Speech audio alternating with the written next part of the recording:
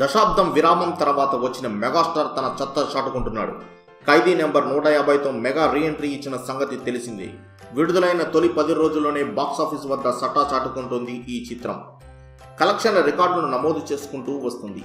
తెలుగు సినీ చరిత్రలోనే అత్యధిక కలెక్షన్లు సాధించిన ద్వితీయ చిత్రంగా నిలిచిన శ్రీమంతుడికి ఖైదీ చేరువైపోయాడు. ప్రపంచవ్యాప్తంగా శ్రీమంతుడు 85 కోట్ల షేర్ రాబట్టాడు. అయితే 10 రోజుల్లోనే ఆ కలెక్షన్లకు చేరువైంది ఖైదీ నెంబర్ 150. ప్రస్తుతం ప్రపంచవ్యాప్తంగా 80 కోట్ల పైనే షేర్ దాటేసిందని ట్రేడ్ వర్గాలు చెబుతున్నాయి. ఇప్పటి వరకు ఖైదీ రాబట్టిన వసూలు 84 కోట్లు. కేవలం తెలుగు రాష్ట్రాల్లోనే ఖైదీ చేసిన వసూళ్లు సుమారు 63 కోట్లు. ఉత్తరాంధ్రలో అయితే బాహుబలి వసూళ్లను కేవలం 10 రోజుల్లోనే ఖైదీ క్రాస్ చేయడం విశేషం. ఇంకా సినిమాకు మంచి వసూళ్లను వస్తుందని చెబుతున్నారు.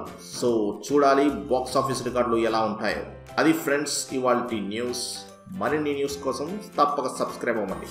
Thank you.